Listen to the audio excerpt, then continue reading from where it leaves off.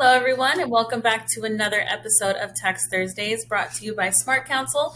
I am your host, DDQ, here with Smart Counsel's tax resident attorney, Dionne Kellier. Dionne, happy Tax Thursday. Dee. Awesome. Thank you, everyone, for joining us for a new episode. If you are new here, Smart Counsel is a woman-owned, minority-owned boutique law firm. You can learn more about our firm, our attorneys, and practice areas by visiting our website at www.smart-counsel.com.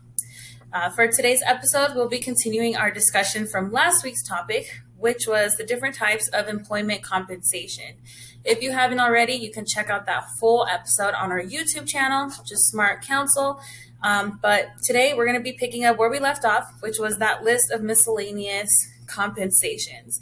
So like I said last week, I think we all had a hand at least in one of those that were listed, that Dionne listed. But Dionne, for those of us that are just now tuning in, can you kind of give us a rundown once again on that list and a little summary of what we talked about last week? So basically, if you perform services and somebody gave you something for those services, whatever they want to call it, it is compensation. That is how the IRS looks at it. So it could come in the form of allowances and reimbursements, bonus awards. Bonuses are taxed at a 25% flat tax rate, just so you know. So if you get bonus at the end of the year, it's a 25% tax rate. It's very different than your normal tax rate. Employee achievement awards, differential wage payments, cost of living allowances, and if you have non-qualified or qualified deferred compensation, severance pay, all of these things. So anything you basically receive for performing services, and it's based at fair market value. So your employer can say, okay, you just did this $30,000 job, and I have this beautiful vintage car that I'm going to give you, in exchange for your services. So that is compensation that needs to be included in your taxes, but it's not going to be the $30,000, right? It's going to be what the fair market value of the car is, of the property is. The only time that the actual fair market value and the number matches is if it's cash. Right. So cash, it's equal, right? But with any kind of like product valuation, and yeah, exactly. All right. Okay. So then we started talking about fringe benefits, because that is another type of employee compensation. So what's a fringe benefit? It's benefits you receive in connection with performance of your services, and they're included in your income as compensation unless you pay fair market value for them or they're specifically excluded by law. So the recipient of a fringe benefit, how do you determine if that's you? You're the recipient of a fringe benefit if you perform services for which the fringe benefit is provided. So like say that you're a pool guy and you clean your customer's pool, and then you find 2 tickets to Hawaii in on your truck from this person. That is a fringe benefit, which is a beautiful fringe benefit, but you are supposed to include the value of those tickets in your taxable income. Let's see, and you don't have to be an employee to receive a fringe benefit. You could be an independent contractor, a partner, or a director. And the provider of the fringe benefit is typically called the employer or the person that you're doing the services for. And it will go on your W-2 form. And let's see. So some examples are accident. So we're going to get into like all of them because there's so many of them. But so like an accident or health plan. But wait, the first thing I wanted to say, I did have a point. For the fair market, for fringe benefit, it also is determined fair market value. I just wanted to make sure that I make that point, because no matter if the compensation is supposed to be $30,000, but if the fair market value is double that or less than that, then that is what you include, not what you guys agreed that it would be. And how do you determine fair market value? Fair market value and arm's length transaction all kind of have the same concept, and it's basically what two unrelated, uninterested people in the market would pay for the service or pay for the item, and so what one would offer it for and what they would pay for. So like what I would offer my sister the Van Gogh painting for is going to be very different than what I offer Joe Schmo off the street, right? And so it's the fair market value or the arm's length transaction situation is going to use what I would offer Joe Schmo, the price for that. So say that I offered my sister a Van Gogh painting, but it's like $70 million less than I would offer to Joe Schmo, then $70 million, that spread is taxable income to my sister. So how would the employee or the contractor find that fair market value? Is that just like a simple Google search? So I would say that if I was going to accept some sort of property or something other than cash as compensation, I would get a third-party valuation. Typically, a CPA can do it, and so that you want to include the valuation. I would include the valuation, but I guess it's based off of the information that I know now would make me so like anal about like I need not what the boss said that the value is. I want to know what somebody who's not the boss, somebody who has no dog in the fight, what they would say the value is or what they would pay for it. So. And so if they were to just receive this material, that is that fringe benefit. But if they received some money on the side along with this, would that be then considered no? That Well, bonus? So the bonus typically comes at the end of the year, right? So bonuses, typically you're bonused a large sum, whereas a lump sum and a fringe benefit are a little bit different. But like, and then bonus awards, you are allowed to, there's so many things. Oh my gosh, I could do a whole topic on bonuses, right? Because like you can get a bonus today and you could defer the bonus until January 1st so that it is not included in your taxable income for this year. And possibly, you know, if you're going to defer it, I'm thinking you're doing a tax plan. So possibly you negotiated a lesser salary in the following year so that everything equals out. Like there's always a yin and a yang, a give and a take, right? But you are able, like say that you did like excellent on sales and now you're going to get a $500,000 bonus, but for this year you've already made, you know, $150,000. So now you're going to be at $650,000. So do I quit next year and get the money on January 1st so that I won't be paying, you know, taxes for $600,000? That might be my situation. Interesting. So many different like ways that you can go about this, and right? you have to know, right? Do you know that if your employer offers you a bonus that you can defer it for X amount of time?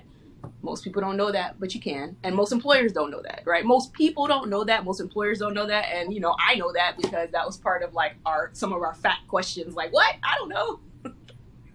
But it makes sense. It's all important. Right. Professional. You're supposed to. Exactly. All right. So some additional fringe benefits: accidental health plan, long-term care plan, MSAs, HS health FSAs, health reimbursement accounts, health savings accounts, adoption assistance, athletic facilities, holiday gifts, like if you get a turkey or a ham or whatever from your employer. You don't have to include that value in your income, but if they gave you a gift card with it, you would, right? And it's basically there's a particular value, and I think I talk about it later, but if not, ask me the specific question and I'll get you the specific answer. Let's see. I think I ended on deferred compensation because I know I did moving stuff. Okay, so let's do the tuition reduction, all of that. So valuation. So if a fringe benefit is included in your income, the amount included is generally its value determined under the general valuation rule under special valuation guidelines. The IRS has a set of guidelines, but if you just go to a CPA, they already know how to do this. So you must include in your income the amount by which the fair market value of the fringe benefit is more than the sum of the amount, if any, you paid for the benefit, plus the amount, if any, specifically is excluded from your income by law. If you pay fair market value for a fringe benefit, no amount is included in your income. So should you pay for a fringe benefit? I don't think so. I would wait until the end of the year to see if there's some sort of exception and you don't have to include it. It's the fair market value of a fringe benefit is determined by all facts and circumstances. It's the amount you would pay. You'd have to pay a third party to buy or lease the benefit, and that is determined without regard to your perceived value of the benefit or the amount your employer paid for the benefit. For employer provided vehicles, if your employer provides a car other than other highway motor vehicle to you, your personal use of the car is usually a taxable non-cash fringe benefit. So like I would even say police cars, right? That's why you see them. I mean, that's why you see them parked when they're not working, right? Because if you drive a police car, you can park anywhere and do anything, I think, right? And so, Right. but if you're not on the clock, basically the hours and the time, the mileage that you use that is not work related will be taxable income attributed to you. So it's not worth it, right? So if you have a work truck, that's why when people have these work trucks and these work vans, like you park it when you're done working. Basically from your home to the job and all the other job sites, and from the job, like the job location back home, that's all you're covered for. And it can, going to the grocery store or the movies or whatever, none of that is included. How many people follow that? It's not really how many people follow that situation. It's one of those, if you get audited, did you keep track? Right, exactly. So don't worry about what everybody else is doing. You just worry, if you get audited by the IRS, you want to make sure that you have all your ducks in a row. And flights on employer provided aircraft. So for those, under the general valuation rules, if your flight on an employer-provided piloted aircraft is primarily for personal reasons and you control the use of the aircraft for the flight, the value is the amount it would cost to charter the flight from a third party. And if there's more than one employee on the flight, the cost to charter the aircraft must be divided among those employees, and it has to be based in fact, right? So if there's 3 of us, it should be split equally by 3. So if the CEO's on there and then, 2 secretaries, yeah, it can't go more to the CEO and less to the secretaries. It's split amongst all 3 people. So when you do these, every action has a reaction in the tax world. So if you want to take advantage of a tax benefit, don't forget, for every tax benefit that you're getting, if that benefit is reversed, then, I would always look at the detriment to every tax benefit that you're requesting so that you can properly plan. Is it worth it? And are you staying within the rules? And if it is worth it, then you just make sure you stay within the rules. Exactly. And who would be the best person to work with on this kind of tax planning that is just super knowledgeable in getting, you as an individual or you as a business? A tax attorney. I know. And I'll tell you what, CPAs are beautiful, knowledgeable. They know their job. They know their stuff. However, a CPA does not want to give you advice that may result in an audit. And if you do get audited, what's the first thing you're going to say? Well, my CPA told me XYZ, right? And then that puts everything in jeopardy for the CPA. So CPAs don't necessarily give you this information. You're going to want a tax attorney. I mean, we know this. We're supposed to do this. And the beauty of the difference between a CPA and a tax attorney is I don't do your taxes, or tax attorneys don't do your taxes. CPAs execute the plan. So if I create the plan, that's my world. I'm in creation of plans. I just need the CPA to tell me this may or may not work. Right, so we're interesting. They don't, and funny. So funny, after we had such a great week last week. Thank you to all the new followers. I had a lot of people ask me, to do their taxes, but I explained to them I don't do taxes. I can, of course, interpret a tax return. I can tell you why this number is here. Like I can do all of those things, but I do not execute tax returns, and it's for very good reason. I don't want to get caught up in the weeds. So I want to do big picture planning. Right. And then if there's something that I have planned that CPA cannot execute, we'll have a discussion about it. And then if the discussion, goes in their direction, then I'll change how I advise going forward. But if it goes in my direction, then now the CPA has another fail-proof way to help their clients, and they would feel comfortable offering it. And also, as a tax attorney, I can go into tax court. And so, right, exactly. No, that's a great distinction. I think a lot of people do come to tax attorneys can you just help me with my taxes? Because you guys are very knowledgeable in what you do, and the law and stuff, and how to kind of maneuver through things. And I think a lot of people kind of default into trusting a tax attorney versus a CPA or a tax preparer right. H&R. Because I feel like a tax attorney will have a conversation with you, right? Like I mean, I have not met a tax attorney like myself, because I feel like I am just the only me that exists. But the other tax attorneys that I have met, we like talking about what we know, and we like advising you. And I want to say you have to be I don't know if everybody's personable, but just overall in life, I feel like you have to be a personable person, right? Like, I don't want to go to anybody that makes me No, for sure. uncomfortable. I don't want to go to anybody that makes me feel stupid for asking a question. Like, I don't want to do that. Yeah. So if you don't make me feel comfortable, I don't want to be there. I tell people, like, if my friends, because I do this law, but if somebody comes to me, or whether it's a family law case or whatever it is, and they're telling me the story, I'm like, oh my God, what happened? I tell them, if you go to an attorney and they don't give you that reaction, go somewhere else, right? Because you don't want to just be a number or a paycheck to anybody. Right. Exactly. It's another And client if just, in the books. money, while we all need money to survive, if you approach things from the place that you need money, you can't make, in my opinion, you cannot make the right decision because you're blinded by the need of money. So if you just approach something from the point of you're going to help somebody and money is the benefit and the bonus, that's how I like to approach things, right? So I work the money thing out in the beginning, so like we have no issues. So I'm not thinking about, oh, is this person paying me? No.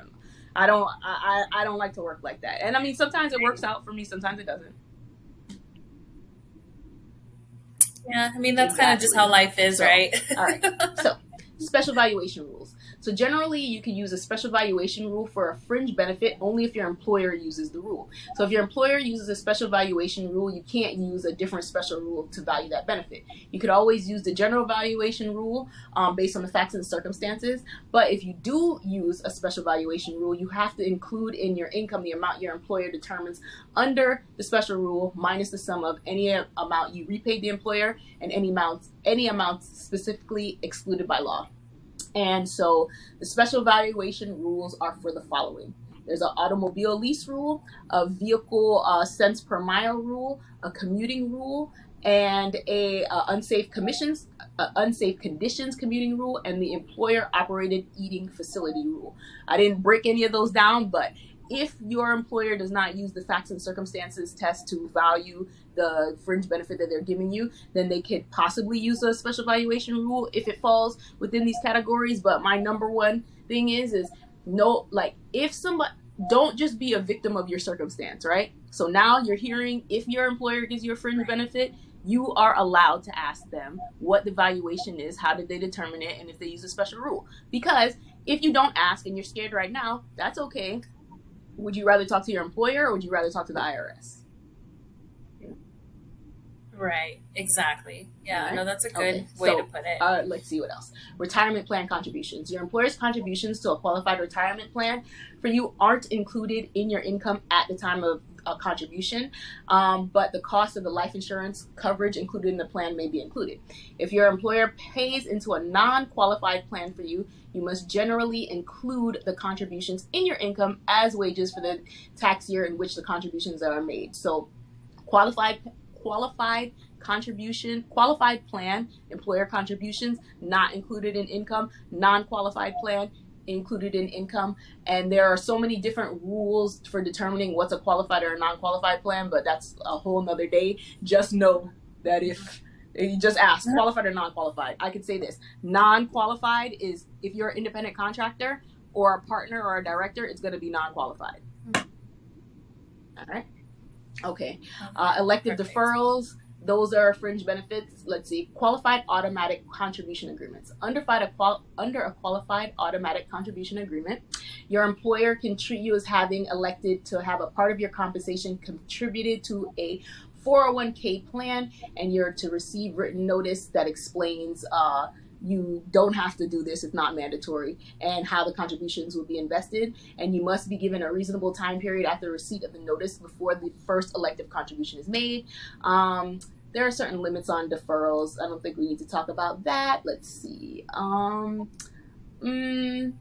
So in these deferrals and contributions, so generally it's on your form W-2 where you can see this. And in most cases, it includes all the following payments: your wages and salaries, your fees for professional services, the value of any employer-provided qualified transportation fringe benefit, other amounts received, cash or non-cash, for personal services you performed. And it's not limited to commissions and tips or fringe benefits or bonuses. Just overall, if you receive something from your employer, it's includable in your taxable income unless there's something that says that it's not. Period. And would that, if it wasn't, would that be stated from your employer, or So just in no, that list? it's not. So that is That why you would have a. So if you do like TurboTax or something, I know they ask you these questions. So that's if you're doing it yourself.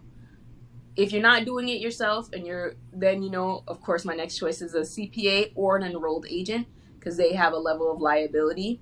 And if you go to a tax preparer, I'm not saying that there aren't good ones. There are very good ones, but if they're not asking you these questions and you have these situations, leave, because they don't know.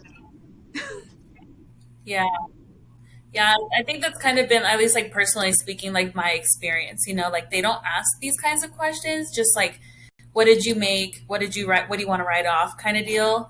And so I think it almost intimidates the taxpayer, because they're like, is this not, did I learn something wrong? Am I not supposed to ask these kind of questions? And then at the end of the day, it kind of just a lot of people don't know to ask these questions. And so, okay, the IRS website has all this information there, right? But it's not user or reader friendly. It's not people friendly. So if you don't necessarily know, like FMV means fair market value, arm's length transaction, what that means, if you don't get the concept, then everything you read after that is going to be the same thing. If you don't understand, you don't understand. So you owe it to yourself to go to somebody who understands, that can then break it down for you, right? And so, like, that's just my number one rule for everybody and everything. My mother told me, she gave me this piece of advice, which I take with me everywhere. The worst thing somebody could do is tell you no. So if you tell me no, it's not the end of the world. I'll just go to somebody else. Exactly. Yep. Don't be afraid of rejection. It's probably like blessing in disguise, Because then you probably are with the wrong person anyways, right? So I would always say, ask these questions. I hope you're watching this Tax Thursday, and I hope that you take my information and you present it to whoever's preparing your taxes if they are not asking you any of these questions, and be like, well, what about this and what about that? If that person stumbles and can't answer your questions, then like you're setting yourself up for an audit, because if they don't know the answer to this, and everybody doesn't know everything off the top of their head, but if you're preparing my taxes, these are certain things that you need to know. You need to know baseline things. You need to know IRS code 61, which is what is gross income. If they don't know that, that's a problem. They need to know. They need to know if I'm going to use the standard deduction or the itemized deduction, and what the rules are for that, right? If they're like, oh, if you, like, for instance, for itemized deduction, if they're like, oh, you can just include all your medical expenses as an itemized deduction, that's a problem, because you can only include whatever is above 7.5% of your adjusted gross income, right? So, like, all of these things, this is for information. I'm trying to empower you so that you can, move forward and not have these mistakes that are costly. Because one thing with the IRS, I can knock off almost most things. Interest, I cannot do anything about, ever. Interest is statutory, and it starts from the day that you should have owed it till the day that you pay it. The IRS has to pay you interest as well if they hold on to your stuff. But I mean, am I gonna go to the IRS and be like, wait a minute, should have given me 13 months and not 12? No, we're gonna take what they get. Thank you for my refund. This was great. Exactly. And then drive off. Okay, bye. Like all of those, all of these things are. I'm hoping that you will be empowered by it. So if you get a stock option from your employer, and actually, funny enough, I was talking about this today. So there's non-qualified and non-statutory, stock options, and then the incentive stock options, ISOs and NSOs.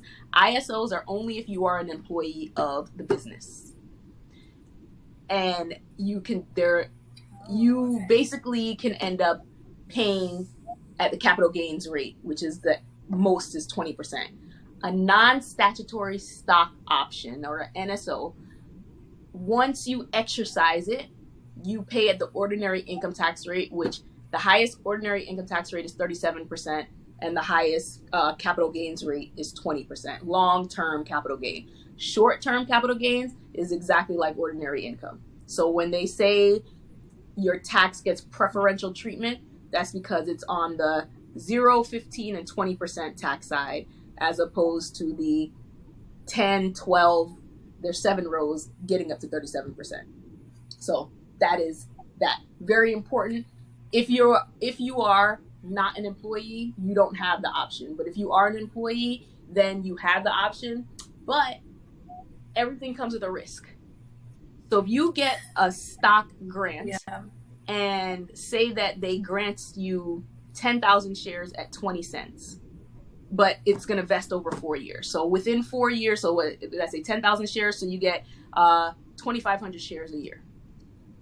When the first 2,500 comes, what if the fair market value of the company is not 20 cents, or the shares for the company is not 20 cents?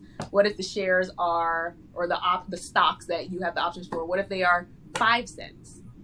Well, then you just basically, you didn't come out on top, right? Because like 20 cents times 10,000 versus 5 cents times 10,000, big difference. But what if you can exercise at 20 cents, because this is the place you're going to want to be in on this example, and now the fair market value is 50 cents or $1. You just made a whole lot of money on holding, and I would pay the taxes on it, no problem. Like if you get that kind of benefit, yeah, I'll take the tax hit and I'll figure out how to pay it, right? But if there's a gain, you're always, you as the employer or employee will win. As the employer, not so, you might not be in as good a position as you want. But then if you're the employee and the prices go down, that's the risk you took, and you may have to eat it. But you may not eat it. You may sue, because I can see so many different ways that you can sue for income that you should have made that they decided to pay you in these options. Like, what was the value of the company? Was it stable? But there's all these things that go on in the background that as an employee, you'll never know what is going on in the background. And everything is always going on in the background. Always. Let's see. I had some examples, but I don't even think I want to get into that. I wanted to get into is it qualified equity grants? Maybe. I had something about the military, which I really wanted to talk about. Because no.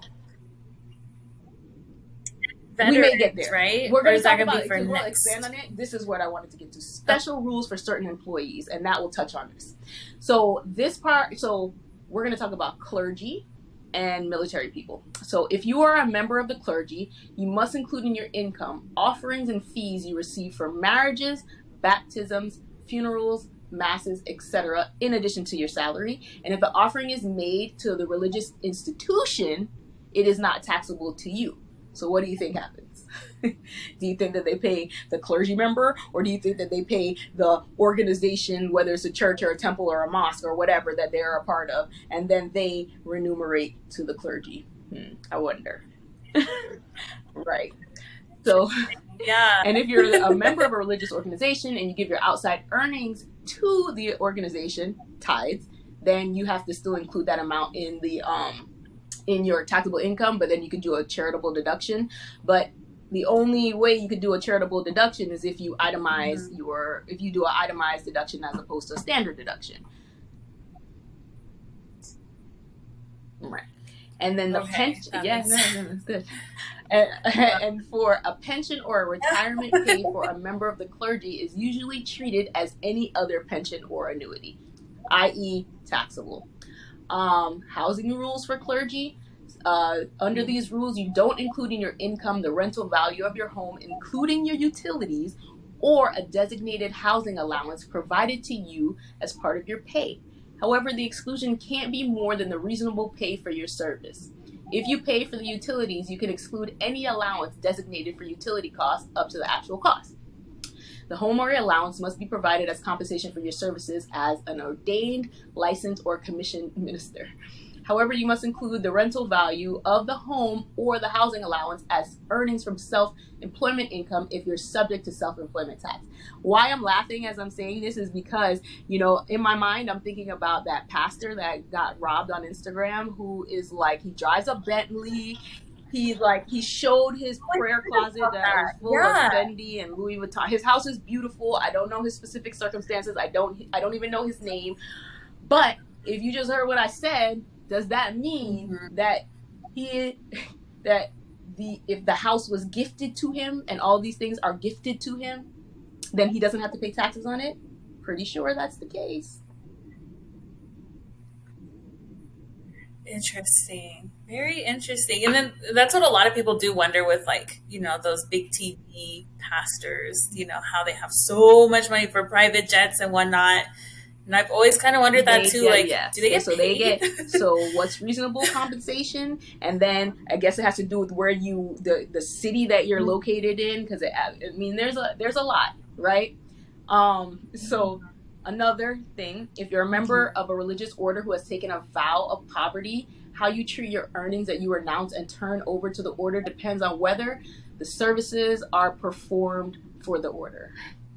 So if you're performing services as an agent of the order in the exercise of the duties required by the order, then you do not include in your income the amounts that you turned over to the order. So people who take the vow of poverty still get the money and then turn it over. And I love all people, especially religious people. They're the best.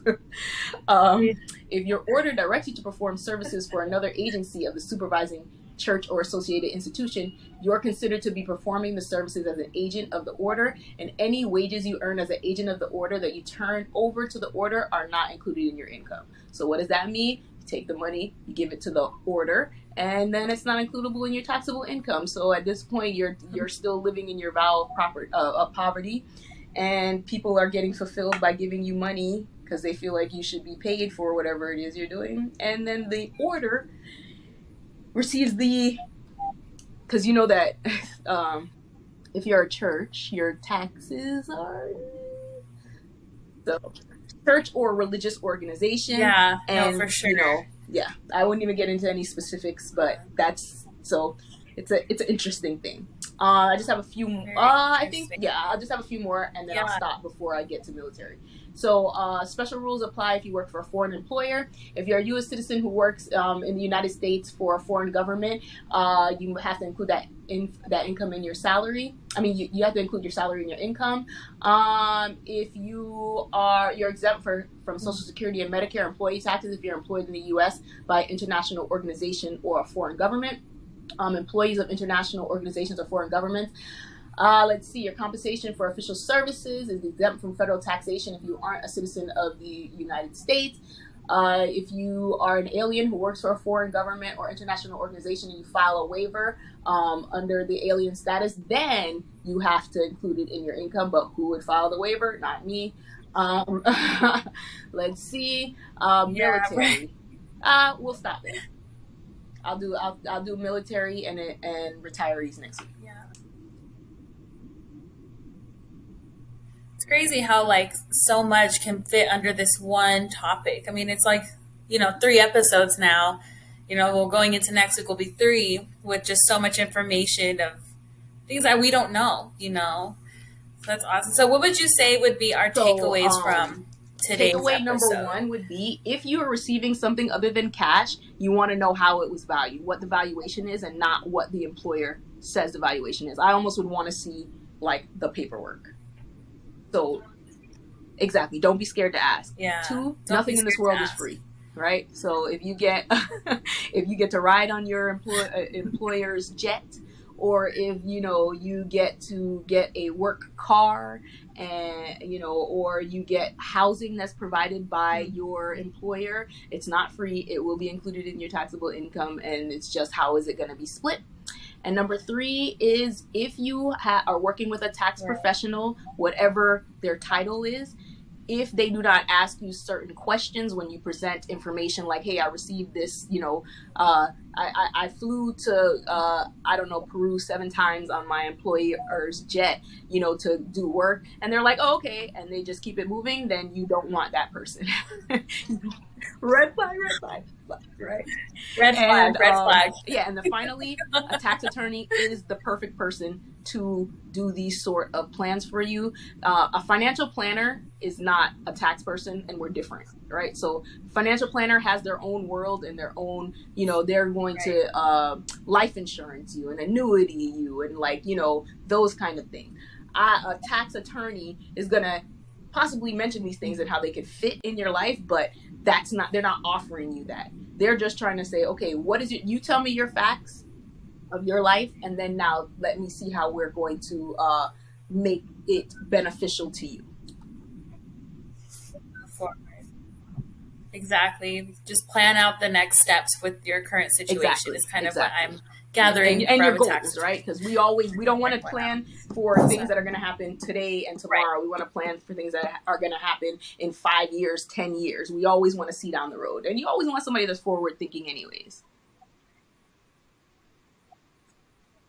Right. And you don't have to have a business or be an owner of a business to see a tax attorney. It's always beneficial to see one as an individual taxpayer as well. Right. Awesome. Well, thank you so much, Dionne. Another very interesting, knowledge-filled topic, episode today on Tax Thursday. Thank you everyone for joining us on a new episode. If you do have any questions, leave them down below in the comment box or DM us on Instagram. Email us directly at attorney@smart-counsel.com. But until next time, we're going to pick up same topic, but we're going to pick up at military, go into dive deeper into that. So until next time, we will see you guys on Smart Counsel YouTube.